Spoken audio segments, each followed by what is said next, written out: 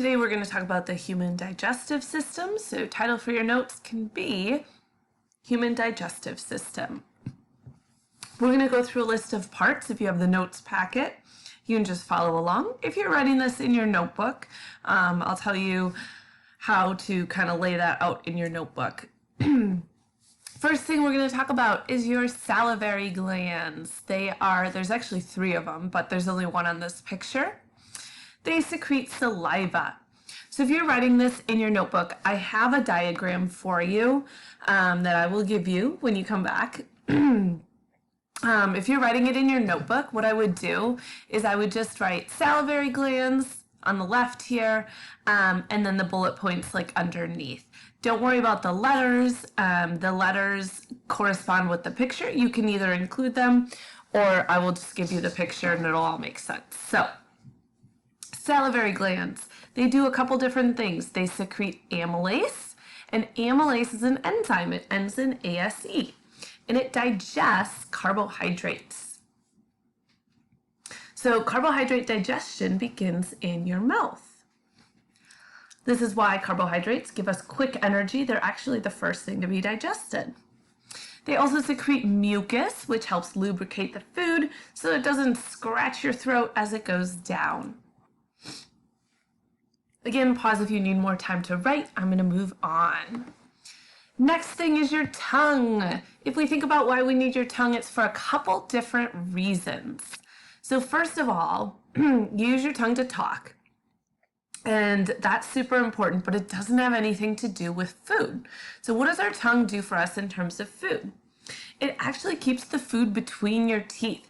If you think about not having a tongue, there's no way that food would be able to be in between your teeth at all times. It probably wouldn't get chewed up very well. It has taste buds for taste, and it helps push the food to the back of your mouth when you're ready to swallow. So your tongue does a couple different things.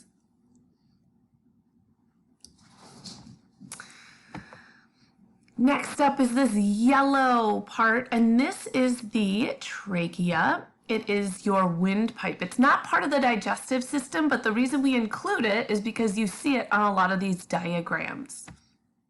So your trachea is your windpipe.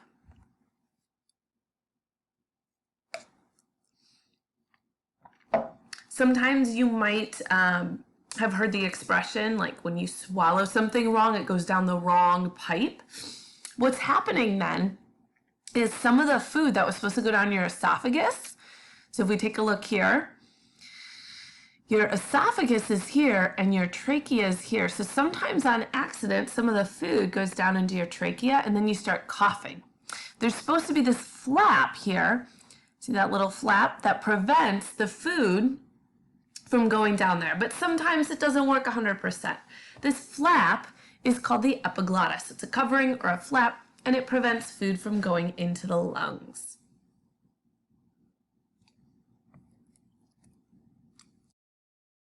Next up, we have the esophagus. The esophagus leads all the way down to your stomach. So tube to your stomach. We have some lovely pictures here. This is a damaged esophagus, but this is kind of a camera picture showing going down the esophagus.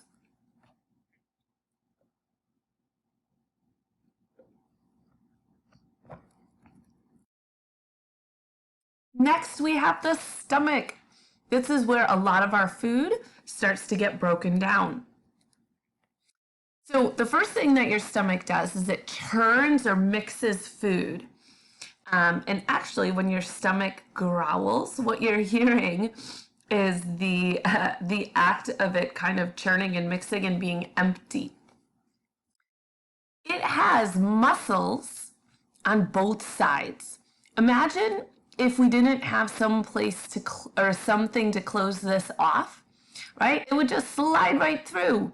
So we need to have a muscle that closes so that stuff can get churned in the stomach. And it's called a sphincter. A sphincter is just the name for any kind of muscle. Think of it as like a valve or something that squeezes here. And this basically closes off our stomach then, what we're going to learn is that if you have heartburn, sometimes this doesn't close all the way, and then some of the stomach acid goes up into your esophagus and it kind of causes a burning feeling. And then we have a sphincter here because we need to mix all of our food in here without it going into the small intestine until it's ready. So the stomach has acid, really strong acid. HCl is hydrochloric acid. It's one of the strongest acids out there. It also has pepsin. Pepsin's an enzyme to digest proteins. So in your stomach, we're starting to digest proteins. Remember, in your mouth is when we started to digest carbohydrates. So we're churning, we're mixing, we're digesting food, and then it goes into the small intestine.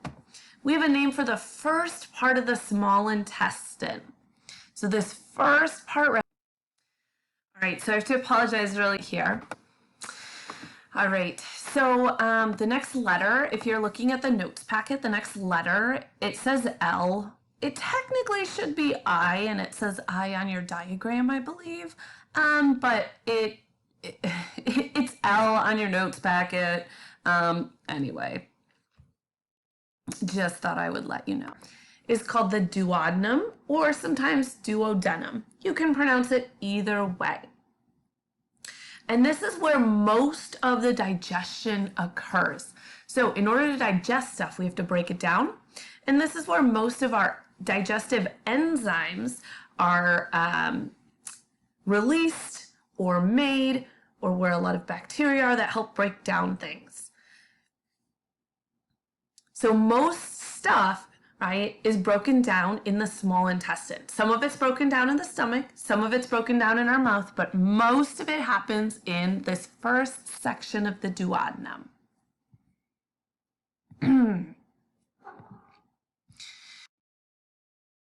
So if you're following along in your notes packet, you might need to skip down. We are going to kind of move down into the small intestine, which is letter L. So the other parts of the small intestine, they do actually have different names for them, but you don't need to know them. We're just going to say the rest of the small intestine is letter L. So this is where the food is absorbed. So your small intestine is super, super important. Food is absorbed into the bloodstream. So this is the connection between your digestive system and your circulatory system. Remember, all of these macromolecules that we broke down have to get absorbed into our bloodstream to be carried to all of our cells so that they can use those molecules to make energy, store energy, make structures, etc. If we take a look, here is a picture of the inside of the small intestine, like the walls of it. Kind of looks like something under the ocean you might see, like a sea anemone. These little guys actually are super important. They have blood vessels in them. And this is where food gets absorbed. So the inside of your small intestine is covered with all these little things. And this basically increases the surface area, increases the points where all of these molecules can be absorbed into them, and they have blood vessels in them. So these are called villi. And you can see a cross section here. They're little finger-like projections in the small intestine, and they have blood vessels. And these blood vessels in there, what's going to happen is the macromolecules like fats, carbs, proteins are going to be transported into these blood vessels, and then the blood can carry them to where they need to go. After the small intestine, we move to the large intestine. And right before the large intestine, we actually have one more thing we have to talk about, and that's this little part right here. So the small intestine is here, and then where the small intestine and the large intestine meet, we have kind of this dead end area. and this is your appendix. We call this a vestigial organ. We talked about this in evolution. It's an organ that doesn't have a function or no known function. And it is a dead-end connection between your small intestine and your large intestine. From there, we can move to the large intestine. And so the large intestine, the reason it's called the large is because it's wide. It's not as long as the small intestine. It's shorter, but it's wider. So that's why they call it the large intestine. And the large intestine here is going to reabsorb water. So all of the lovely sludge that's going through your intestines, all the food's getting absorbed, and now we're just kind of onto the waste part of it. There's not as much absorption happening here, except water's getting absorbed. Sometimes when you get food poisoning, it basically disrupts this water reabsorption, and that's why you get diarrhea. From there, we go to the rectum.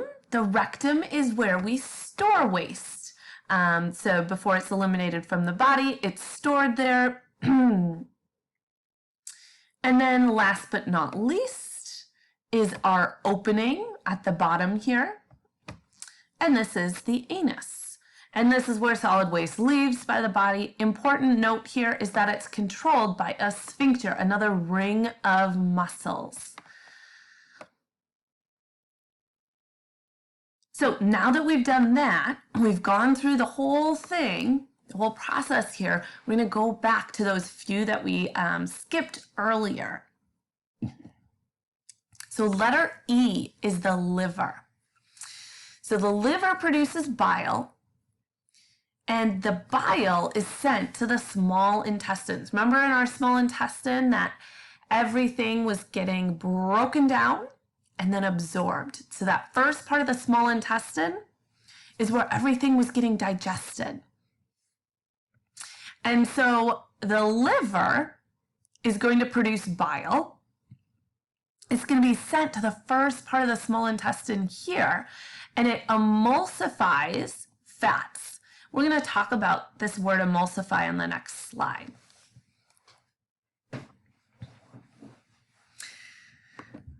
So this is a picture of emulsification. You might see salad dressing and it separates, and you shake it up, and what happens?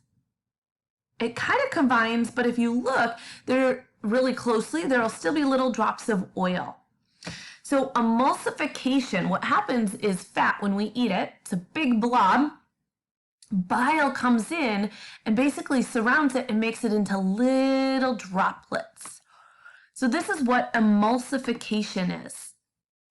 It also detoxifies our blood, cleans our blood, right? So people who are alcoholics oftentimes get liver disease because their liver has been stressed from detoxifying their blood for so long. And then it stores our carbohydrates. Our carbohydrates, we talked about plants storing carbs as starch. Humans store carbs as a different form. It's just called glycogen. And so some of our carbohydrates here are stored for when we need them later. When our liver makes bile, it actually has a storage place for it. And that storage place is the gallbladder, which is right underneath the liver. So the gallbladder stores bile. You might have heard of somebody who has gallstones. This can happen. And then we have a little pathway here from the gallbladder. And again, this is going to go to our small intestine, because our small intestine is where everything is going to get broken down. So our bile duct is just the tube from the gallbladder to the small intestine. So here's our gallbladder, okay? Here's our liver, and there's this tube that then brings the bile here. And remember, bile helps make fats into smaller molecules so that they can be digested easier. You'll also notice we have a pancreas here. So let's do that next. The pancreas produces the most powerful digestive enzymes, which is important because, again, it's going to be released into that first part of the small intestine where stuff is getting broken down. It also produces insulin, which regulates your blood sugar levels. This is what you hear about with diabetes. So people with type 1 diabetes don't make insulin. People with type 2 diabetes have their cells have become insulin resistant. And so they make insulin, but their cells are not responding properly. So the pancreas, because it makes these enzymes, it can also send them directly to the small intestine. And so there's this little tube, this duct, this little tube that goes into the first part of the small intestine, the duodenum. So the pancreatic duct then is our tube from the pancreas to the small intestine.